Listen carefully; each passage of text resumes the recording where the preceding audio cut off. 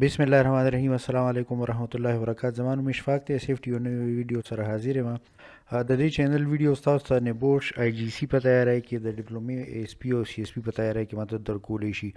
د نه علاوه د کوم ټولو اهم مقصد دی هغه دا دی چې موږ ته د کار ځایونو کې او په کور کې د سیفټي سره د ژوند تیرولو د کار کولو طریقې سمجھ کې راشي. زموږ د نننۍ ویډیو چې کوم ټاپک دی هغه دی د ماشومانو ډوبېدل. اکثر خو ډوبېدو واقعیت ډېر زیات راځي، په سیندونو کې هم راځي، سویمنګ پول وغیره کې هم دی چې کوم دی کم بالغ افراد چې د 18 سال نه چا زیات عمر دی نو هغه هم اوبه وړي اکثر. خو د ماشومانو په کیسز کې چې کوم دی دا حادثې ډېر زیاتې خطرناکې ځکه چې ماشومان په ډېرو لږو اوبو کې هم ډوبېدی شي، او ځکه چې د هغوی فزیکل سټرینث یې وانه وي، خپل چې کوم بدن دی دی ډېر زیات طاقتور نه وي او هغوی له لمبا چل نه ورځي، مدد دپاره چغې نشي وهلی، نو د هغوی په اوبو کې ډوبېدو او بیا د وفات کېدو خطرات ډېر زیات شي. مونږ مخکې یو ویډیو جوړه کړې وه ولنریبل ګروپس باندې. هغه خلک چاته چې د عامو انسانانو په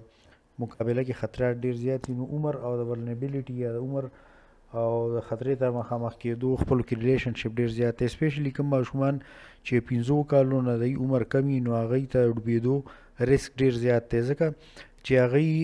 د بدن دونه طاقت نه وي هغوی ځان د اوبو نه راویستی نه شي. دویم چې کومه مسله ده هغه دا ده چې د اوبو حادثې خاموشې او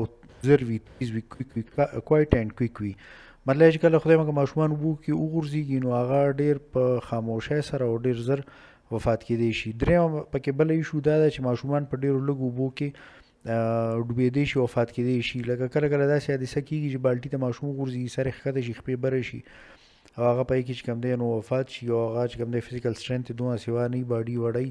نو هغه چې کوم دی زر وفات شي. نو لږې اوبه هم لکه په بالټي کې پرتې یا باټب وي، بعضې باترومونو کې باټبز وغیره، ایون ټایلټ چې کوم کموډ وي ته هم ماشوم غورځېدی شي او وفات کېدی شي. د دې په وجه ماشومانو کوم خلکو سره چې په کور کې ماشومان دي نو هغوی ته ډېر زیات ویجیلنټ یا هوښیار اوسېدل پکار دي. بل چې کوم حادثې کېږي نو په سویمنګ پولو کې کېږي. اکثر ماشومان سویمنګ پولو ته لمبلو له لاړ شي، یوازې لاړ شي یا چا سره وي، هلته کې حادثه وشي او هغه وفات شي. نو اوس به موږ راشو د دې کنټرول میجرز ته چې دې نه بچ کېدی سړی څنګه شي. څنګه چې زموږ هایرارکي اف کنټرول د دې باندې موږ یو ویډیو جوړه کړې، نو ټول نه اول خو پکار دی چې مسله ایلیمینیټ شي. په بالټو کې یا په باټبو کې غیر ضروري اوبه تاسو مږدئ، مطلب لکه یو سویمنګ پول یې چا په کور کې او مطلب لکه هغه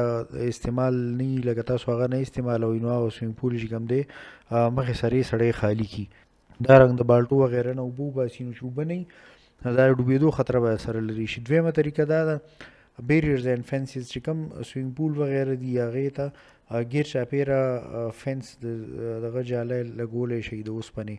هینډریل ټایپ سیز ولګې شي. دی دا فایده چې لکه ماشومان هغې کې د دروازه او تاله ورته لګولي، ماشومان غیر ضروري طور باندې چې کوم دی هغې ته نه وځي نه.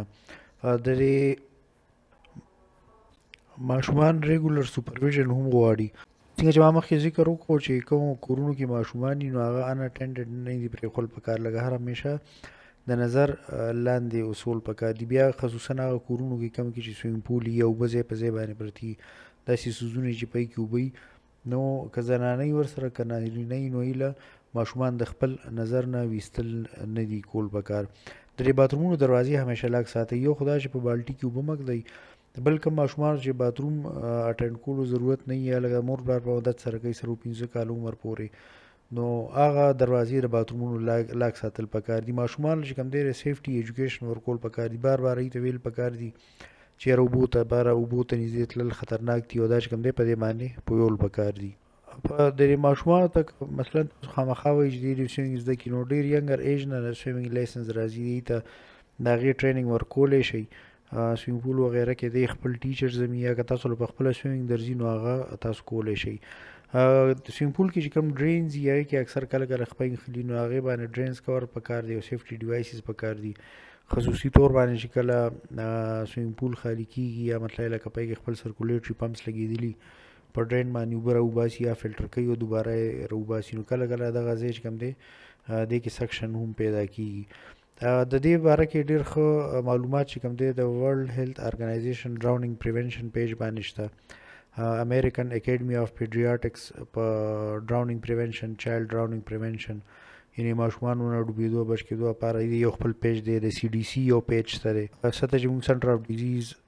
کنټرول اینډ پریونشن وایو سیف کډز ورلډ وایډ دا چې کوم دی په ډراونینګ پریونشن باندې دا یو پیج هم شته دی په ویب سایټ باندې چیټ جی ټي پی نور داسې آرټیفیشل انټیلیجنس والا پیجونه دي ای ډیر زیات هیلپفul کېدی شي او د ګوګل ډیر ښه الټرنیټ کېدی شي د دې ویډیو په ډسکرپشن کې ما سه هیشټیګز جوړلیږي وکړي داسې ټاپک چې موږ غواړو چې پښتو ژبه کې باره کې خبري وشي کوم خلکو سره چې په کور کې ماشومان یي د انډکشن ټریننګ او ټول باکس ټاک کې دا خبرې کول پکار دي دا خول پکار دي موږ له داسې لیډرشپ لابیز پریشر ګروپس او یونینز او داسې سټانډرډز پکار دي چې هغه امپلیمنٹ شي او د ماشومانو د ډوبېدو خلاف چې مطلب کنټرول میجرز یا پریونټیو میجرز دي هغه انفورس کول کې موږ ته مدد وکړي کوم ځای کې چې سوینګ پولز وغیره نو کې داسې ساينس لګول پکار دي چې خلکو ته خطرې او د کنټرول میجرز او د ریسک باره پته لګي که تاسو سیفټي باره کې نور ویډیوز کتل غواړئ نو دا چینل سبسکرایب کړئ دا ویډیو لایک کړئ شیر کړئ کمنټس په وکړئ الله پاک دې زموږ د ټولو حفاظت وکړي الله پاک اصلي حفاظت کول والا دی